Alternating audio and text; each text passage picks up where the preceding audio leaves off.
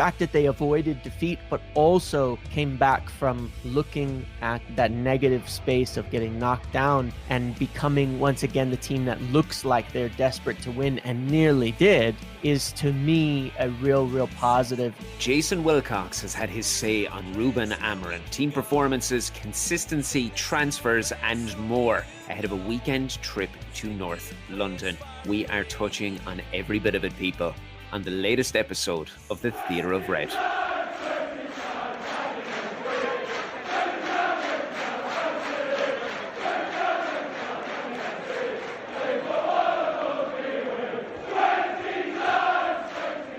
Why, hello there, ladies and gents, on another day when we sit patiently and watch the European football through gritted teeth. Mainstream media continues to do its best to unsettle an already aggravated fan base, led by the wisdom of a man who knows absolutely nothing about winning the Premier League, Jamie Carragher. Are we not truly blessed, people? Mm-hmm.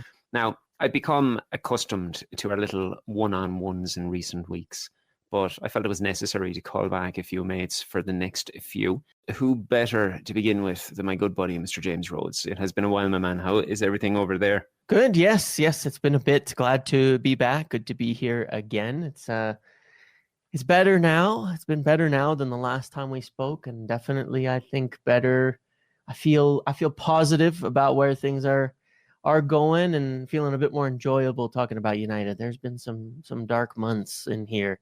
I would tend to agree with that. And, there's only so long that you can sit there spewing endless positivity when there's very little to show on the other end for it. But like someone's got to back it up at the club sometimes, Eventually. Yeah. And thankfully we are seeing that. And we've all obviously seen Jason Wilcox bear all, essentially, in an open and honest chat with the Inside Carrington podcast. He spoke about the shared frustrations between himself and Ruben over an opportunity missed at the City Ground. However, he then went on to state that after watching the game back, he did acknowledge that a draw was probably a fair reflection. I'm curious, though. Following the draw to Nottingham Forest, it's a result that extends our unbeaten run to 4 since last tasting defeat at Brentford in September, of course. Are you it's a shame we didn't win, but we're still unbeaten and have 10 points from 12? Or are you more so stuck on the side of the doom and gloom that we see building on any given day? Definitely, I take it as a bit of a positive. When you look at any line of progression for whether it be anybody who's got a job that monitors any kind of numbers or graphs or statistics knows this. Progress is very, very rarely just a straight line up in the right direction from a lower inflection point. It's very often got ups and downs along the way, but the biggest sign sometimes of progress is that when it goes down, and when you drop off, and when you have, let's say, a bad moment or a bad week or a bad month, or in football, of course, a bad game, that low point is significantly higher each time you move forward on things. And that's how I see the game against Forest. When Ruben said last year we would have lost that 4-1 after conceding those 2 goals, I believe that 100% to be the case. I think United would have lost that previously by a significant margin. They would not have turned around the negative kind of flow, the getting knocked down. They wouldn't have gotten back up in the same way to press on and then have those chances to win the game. And I think that feeling of that initial reaction of a chance lost is when you look at it after conceding 2 goals and towards the last 20, 30 minutes of the game, United really came alive in a way that we've wanted to see in the past, where it does feel like they're desperate to win and they're trying and they're creating and they have the best chances to do so. But it hasn't been that way, and you can forget that. And many times that in the past, we've seen games where, whether losing or level, United look like they're sleepwalking through the last 20 minutes, 30 minutes of the game with no desperation to get back into it and to win. That has changed. And so the fact that they avoided defeat, but also came back from looking at, that negative space of getting knocked down and becoming once again the team that looks like they're desperate to win and nearly did, is to me a real positive in terms of what it means for the overall mentality and direction of the team. It's absolutely brilliant that you stated that, because it is the most fundamental thing to take from this. It was something that I wrote about immediately after the fixture and before any of the post-match managerial comments, because the consensus at the City Ground at the time, it shared much of my thought process that we hadn't seen this type of trait in a Manchester United team for quite some time, especially when you consider this fight to the final whistle mentality that has led to valuable goals late in games against Burnley, Liverpool, Brighton, and then again against Forest. And this was another point that was raised on the podcast of Wilcox, that having fallen behind, the team found a way to claw their way back into the game and ultimately create opportunities that could have taken 3 points, particularly with Ahmad's effort late in injury time. As you've stated, this was something that Amorim was clear about afterwards, that 12 months ago we may have seen a different scenario, because Wilcox stated that at 2-1, he was looking at it that it could have gone either way, and this team probably could and would have lost 3-1 12 months ago, just as they did on many occasions. But then obviously he went on to credit the players, the opportunities created, the interplay, and real moments of quality, which ultimately do emphasise that the Amorim effect is in full flow at the moment in time. Another thing that they spoke about was how they highlighted that Amorim had stated about the side not turning up with the same energy as they have done in other fixtures this season, and that this was shared at the board level with an acknowledgement about so many things that could have been done better on the day. Although some will listen to that podcast, they'll take those comments and they'll inevitably build on any negativity within this. For me, I have an opinion about this, and I'd like to know yours, but how reassuring is it to see such an open conversation, an open dialogue from a key Ineos appointment, and the obvious nature of agreement between the director of football and the manager regarding performances and the nature of the displays that we're seeing now? It's vital, I think, and it's a lot more meaningful than it'll probably be noted, because we forget just how rare that has been, this open dialogue and communication from anyone other than the manager for 20 years. How long has it been since we've been hearing, obviously when Sir Alex was around, we didn't need much more than him to speak about things, but still there was a cry for speaking from the owners. There's been a cry for hearing from other people. To have Wilcox come out and explain and talk about it and be open and be honest and be direct about the things that they're seeing, this is what we've always wanted, because not only does it give us something to think about, and for as fans us to believe and understand that there is actually a real, and not just on a surface level, but an actual real alignment and structure between the top and the bottom, as there should be at any successful football club. But as well, it takes, again, a bit of all the pressure and blame coming off of the manager, and takes the club away from needing a manager to be the ultimately all-powerful godlike figure that doesn't really exist in modern football anymore. Not for quite some time, and has certainly been going in the other direction. So I find it very similar to the comments, say, that Sir Jim Ratcliffe made during the last international break, which I think have had a positive effect on Amorim, who looks more relaxed, and the team, in taking the burden off that it's not one guy. This is a real team effort, and they mean it. And they have a shared responsibility for all of this, and they see things the same way. They're constantly in dialogue. It's not, you only pop up and speak when things are disastrous. So very encouraging to me to see that, because it's sort of it's becoming a theme of the current management and ownership, that everyone is visible, everyone is present, everyone is accountable. But it also, I think, will result in improvement in everything. And I think it trickles down to the dressing room too, to see the player, when's the last time in the dressing room before this we've ever seen, management really take responsibility beyond briefs, where they actually come out and talk about the things that they're doing and seeing? We haven't. So it's very, very meaningful in that respect to me. Agreed, especially when you're looking at the past 2 decades with complete lack of communication. All we're seeing is ridiculous decisions being made on the field, but then also ridiculous transfer decisions in the background. And that then is amplified in the media. I think one passing comment that he made, which I find was superb because it mirrors so much of what I have been sharing on socials, the content on the website that I'm churning out to try to combat, we'll say, the daily sensationalism that we see across socials and on the media. It's stemming out from what you were saying about a collective agreement, because he referenced the constant external noise. How if the club were sitting top with a 5-point lead, that the majority would still be complaining that we weren't ahead by more? This is something I rattle about constantly on Twitter and the likes. Because for me, I think it's just so refreshing to hear what is a legitimate, distinguished character in the footballing department openly acknowledging this. And like you said about various other figures at the board level, it's similar to Jim Ratcliffe's public backing of Amorim and how decisions will not be made on the waffle of knee-jerk reactions from morons with laptops. Now, obviously, I'm paraphrasing there. He said that in a far more refined manner. But the fact that we have senior staff essentially belittling the day-to-day nonsense from mainstream media and socials, and then given the lack of support over the past 2 decades, truthfully, James, it nearly brings a tear to my eye.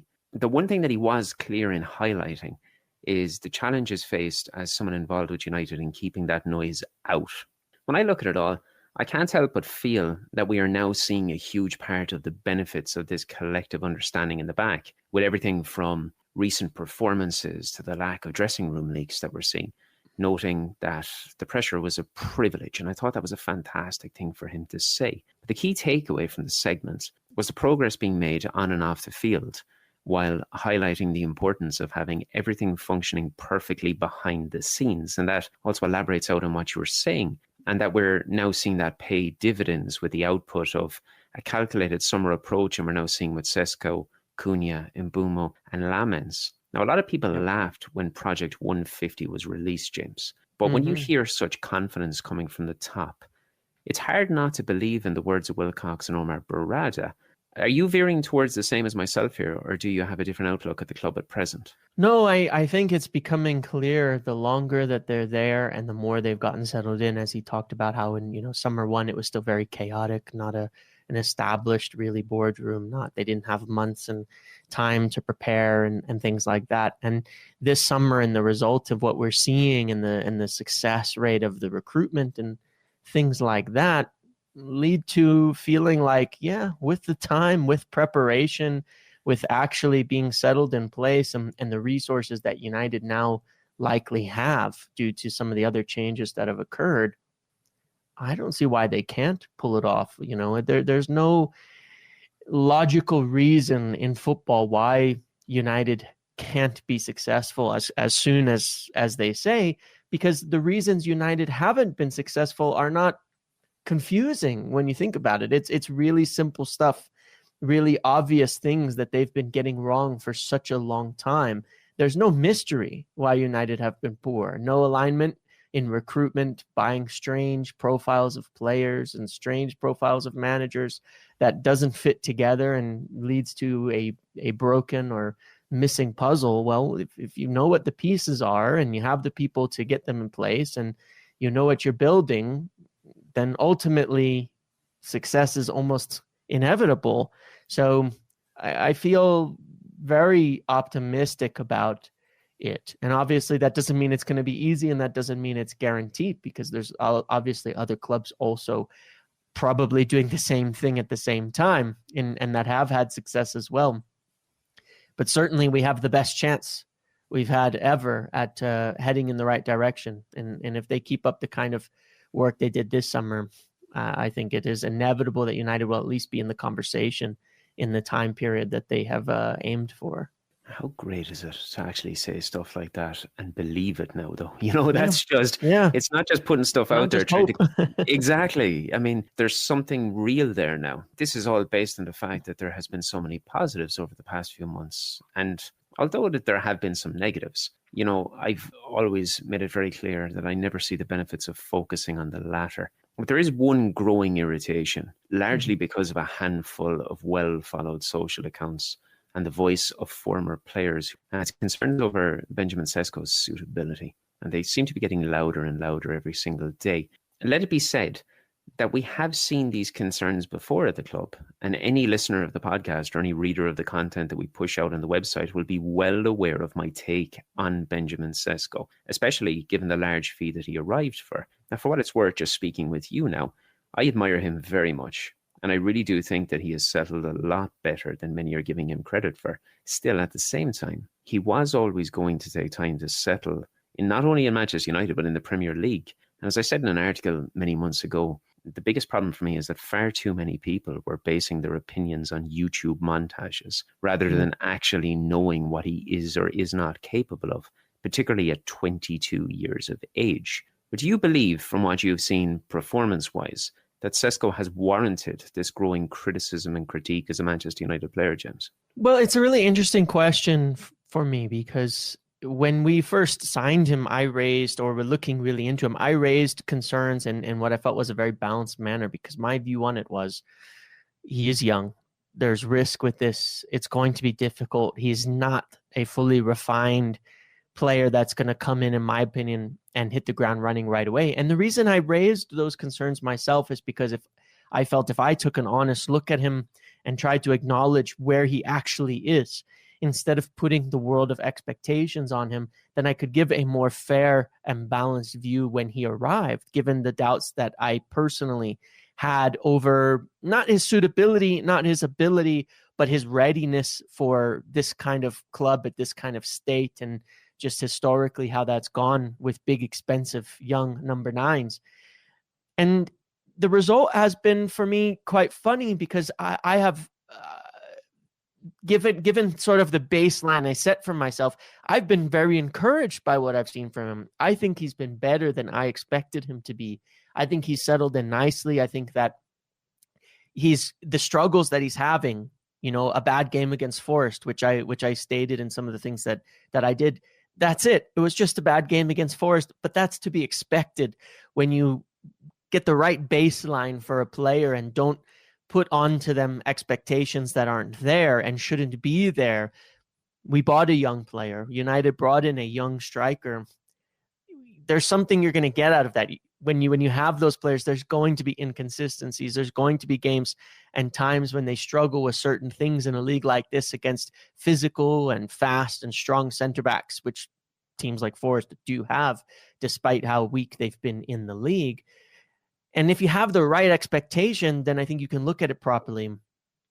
And in that sense, I think he's done better than expectations. And if you were expecting him to come in and light the world up, like you say, because you've seen only videos of him launching 30-yard screamers and jumping over the net, then your expectations might be a little bit different. But that's never been the level he's been at a consistent point yet at his young age. So it is about managing expectations. And if you do so, I think Sesko's been quite good and has transitioned quite well in his all-around game, better than we've seen in the past with young players.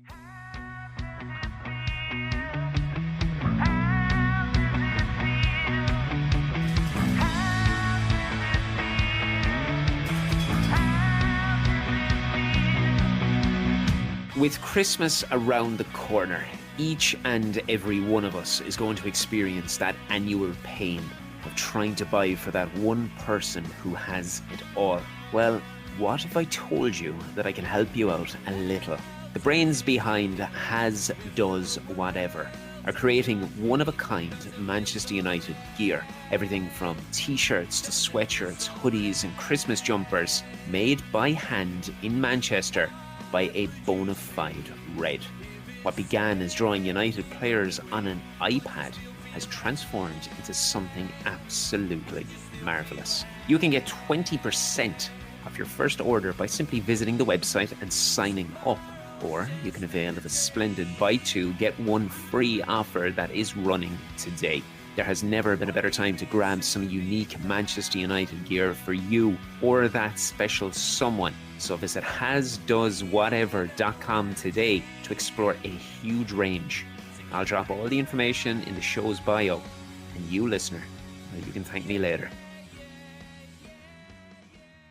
So I referenced Carragher at the top of the show. he was pretty vocal midweek about his concerns regarding Amorim's tactical approach, while Wilcox has stressed the importance of building alongside Ruben's vision, while also highlighting the fluidity of the philosophy and how it's nowhere near as rigid as some would have you believe, James. Now, again, like Sesko and the point that I made, this is a point that I've also made since his Sporting days. We're witnessing key components like Matthias de Ligt's more advanced positioning and duties and ball distribution just for one. Now, I've taken it in the neck of many supporters for continuing to support this manager and his vision throughout the early time of the club.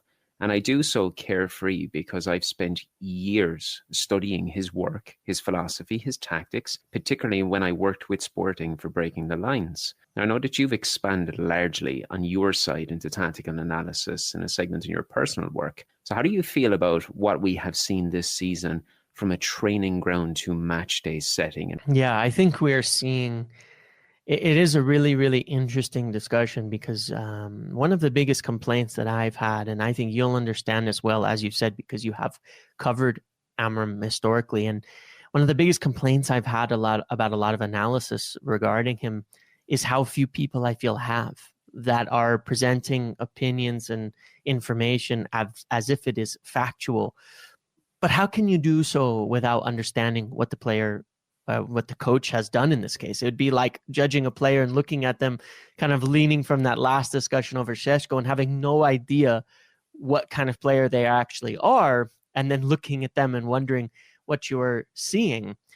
I think we've seen this season the things that are presented as changes, the things that are presented as, well, adapting to the league and things like that, are really simply an evolution of the players and the time on the training ground starting to show through. Everything that we are seeing that is working are things you can go, and if you spent some time watching his team in the league, especially at Sporting, when they were playing against teams they were hoping and expecting to beat, not in the Champions League where their budgets were exceeded by hundreds of millions from big giants around Europe. But if you watch those games in Portugal and 5, 10, 15, you will see very, very quickly that everything we're starting to see, from the variations in the buildups to long balls to direct play to the pressing patterns to defending to all of that, it's all there. It's all present. And the time he's gotten now was always needed. This summer, the games to get these new players on board, get going, the advantage that maybe we're seeing of having one game a week now that didn't seem such an advantage beforehand.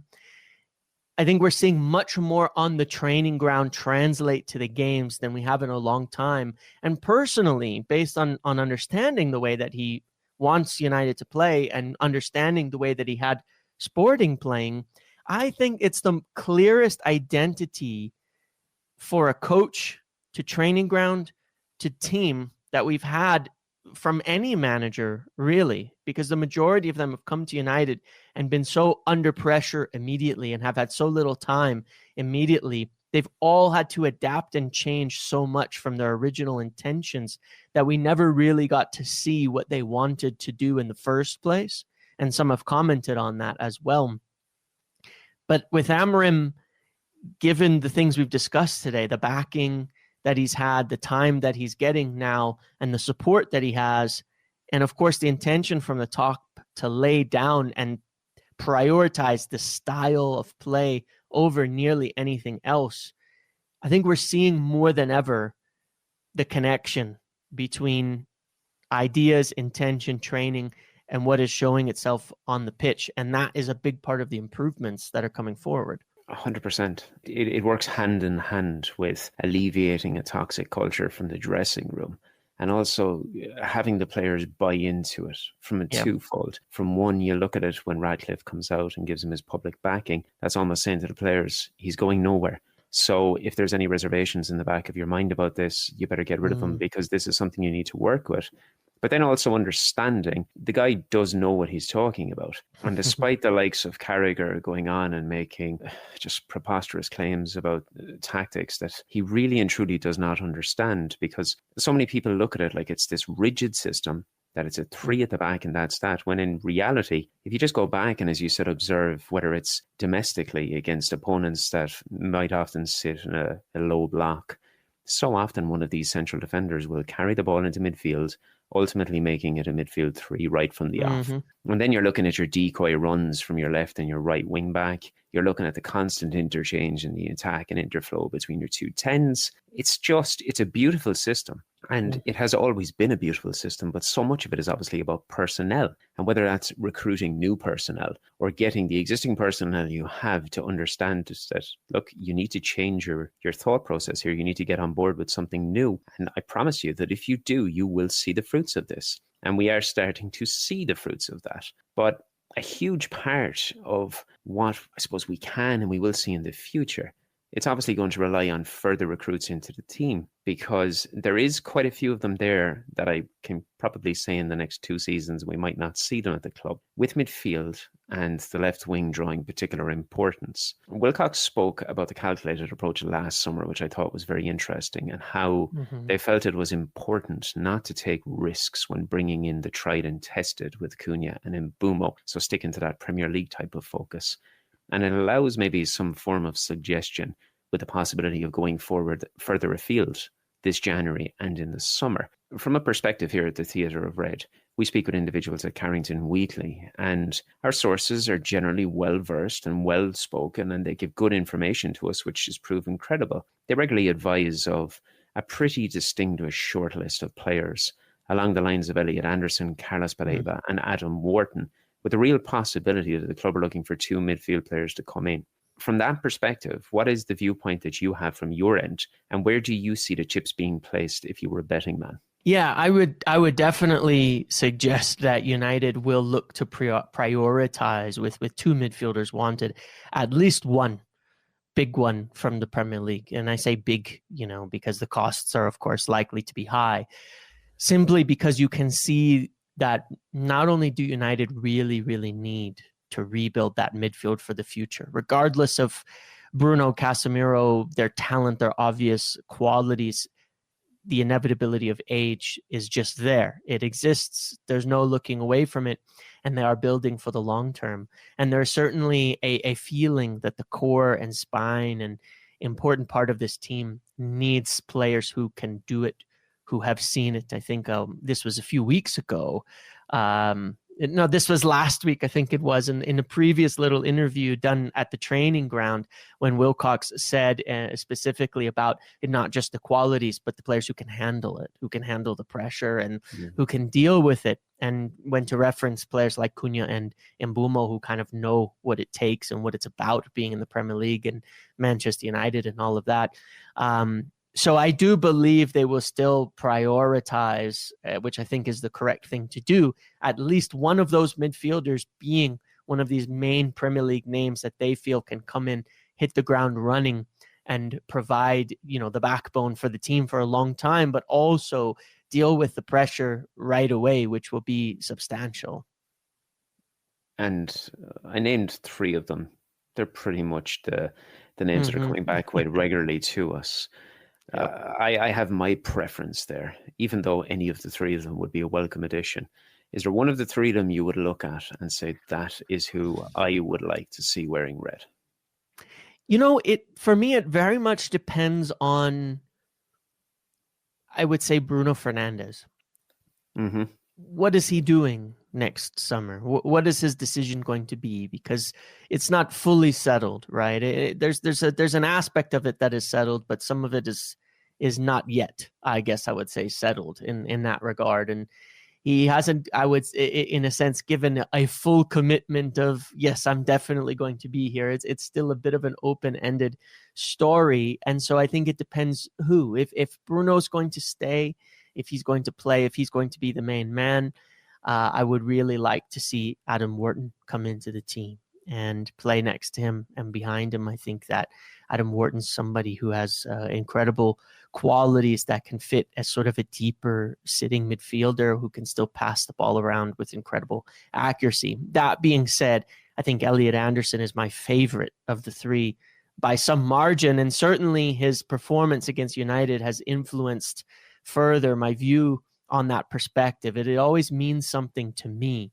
when a player comes up against United that we know is someone that's being looked at, that we know is somebody on everyone's radar, and they show that quality, that it factor against United. It's meaningful. And I think Elliot Anderson is one of the most impressive midfielders that we've faced in any team this season so far directly. So in that respect, I think he would be the best player. If you could ask me, I'd get both of those two mentioned at this point in time.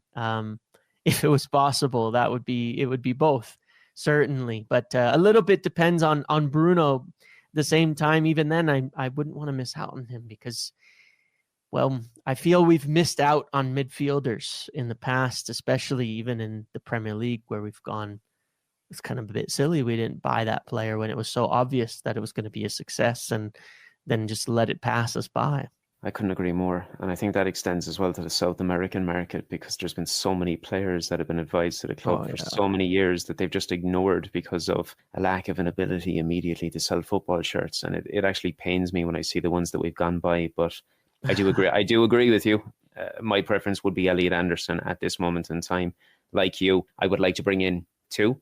But then the worry I have in the back of my mind is if we bring in two of these players, what does that spell for Kobbie Mainoo? And I know that's an entirely different conversation. Mm-hmm. And I know I am like this pioneer championing the fact that we need to have multiple players fighting for positions because it breeds competition and improves the squad. I just think if you invest that much money in two players of that caliber, you really are spelling the end for Mainoo, and that's something that I don't want to see. It's a heavy topic. We've had this debate on my channel, and it's hard because I'm in the same boat as you, but at the same time, I try to present the alternative case on it as well, in the sense of we need multiple options, and in the sense of Kobbie Mainoo for himself without trying to be denigrating. It's really hard to have these conversations and keep it balanced between everybody without upsetting people, understandably, with United fans being so defensive over academy products. But it's also true that it's in part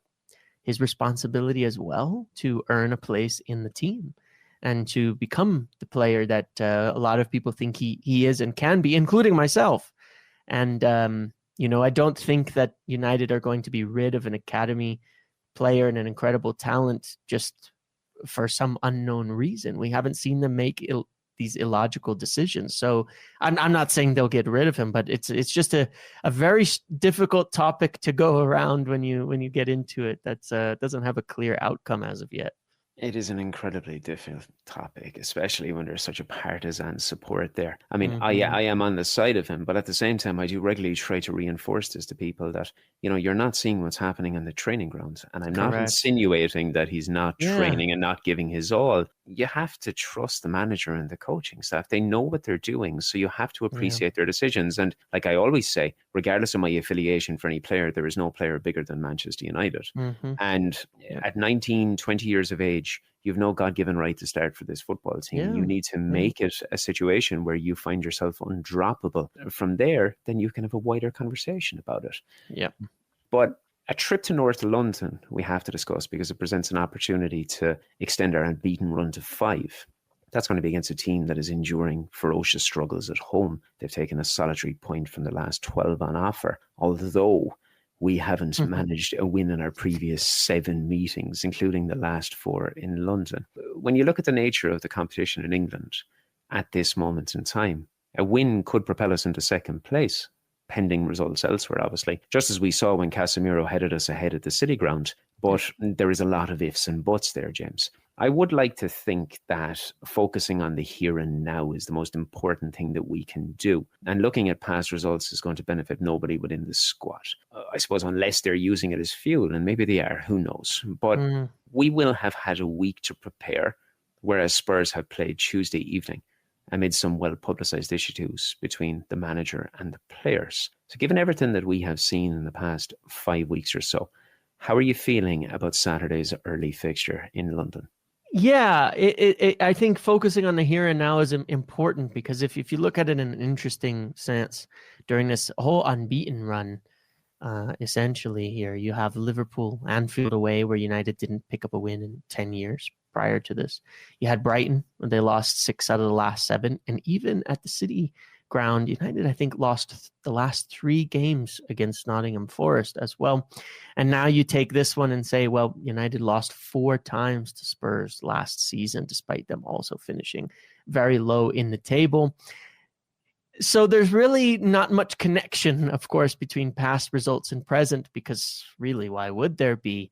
It also speaks to the fact that you're going to find a lot of these records in recent times simply because United haven't been very good. So naturally, there's a lot of teams that are beating them regularly when they're not very good. I feel decent about it. I think, like you say, the here and now is important. Just looking at it as a game of, this is the next one in front of us. It's still early in the season. The table is still so congested. It's so crazy. We know every year before these festive fixtures, before the kind of after this next international break into the into Christmas period and into that little January break and up to there, that's when things start to separate out a little bit on the table and you start to see where you are. So at this point, it's really still about, take it one game at a time. Look at just how is it going? How is it working? Focus on the task at hand, which is to beat Tottenham. And I think they certainly can. The qualities are all there. And the way I feel about this United team at this point in time is sort of what was mentioned about the City game, which is simply, the Forest game that we've talked about, which is if they show up with the same energy that they did with Liverpool, with Brighton, they'll win. The qualities are there. Spurs are going through definitely a difficult patch. They have good players, mind you, and teams tend to turn that around a little bit against United and have for a long time. But United can and should be winning games like this. So it's really, to me, a question of, can we continue to improve and work on and maintain that mentality that we know is necessary and that you can't quite get away with taking a break from in the Premier League, simply because the gaps between teams, even if they exist, are small. Even with teams that are struggling, even with teams that are lower on the table, the gaps are a lot smaller than they've been at certain points in the past. So it takes a lot of focus every single game to not slip up. So on that, using your head now and not your heart, let's put you on the spot, shall we? What scoreline are you going to go with at the weekend? I would say 2-1. Spurs, I don't think, have created a lot of chances. 2-1 for United. Spurs haven't created a lot of chances. In fact, they create very, very, very few recently in recent games. I think United can definitely get at them. They definitely have the qualities to score every single game now. As we're seeing, it's becoming a rarity that United are not getting goals. But they do tend to have these moments where they will still slip and concede. And I don't think that part of it is out of them as of yet. And I don't think that's solved yet. So I think they're going to concede one way or another. But there's enough talent in the United side and enough creativity and enough goal scoring happening that they'll get at least 2 in the game. Yeah, I would tend to agree with you. Just off the top of my head, I think since the start of October, United have 10. And then you're looking at Chelsea have 7. And you're looking at the likes of City, Liverpool. They've got 6. Arsenal have 6, I believe. So the goals are there. But then on the opposite side of it, Mickey van de Ven seems to can do no wrong. He just seems to run and score. And the set pieces from them are going to be very, very interesting. Yes. I think you might see the likes of Maguire playing a little bit of a role in that if needs be. But James, pal, as always, a pleasure chatting. It's always enjoyable. Anything interesting coming up in your world over the coming days and weeks? Oh, the normal. Make things most days, most times during the international break. I want to do a full kind of review of the season so far by the numbers and things like that, as I've done each break and check the moments in between, and hopefully have another good positive run into this international break to break that down. But otherwise, all of that in the lead up to what could be an interesting January window that might be a little frustrating in a sense. So a lot going on there. That sounds good. And I'm sure the vast majority of people listening will know where to get your stuff. But for those that don't, I'll have it in the bio so you'll be able to find and connect with James when you want to do so. And for you, kind listener, thank you once more for your time today. If you're here for the very first time, you might just decide to stick around. And if you're a returning supporter of the Theatre of Red, I do thank you from the bottom of my heart. If you wouldn't mind liking and subscribing wherever you're listening today, of course, it would be much appreciated. And feel free to keep sending your questions and your comments through to editor@theatre-of-red.com or across any of our socials. I do love chatting with you all. I haven't ignored the questions this week. I just felt this was just a time for a chat, and I think we've had a pretty good chat. So until we speak again, you and I enjoy the remainder of your week and the football at the weekends, and I will catch you all very, very soon.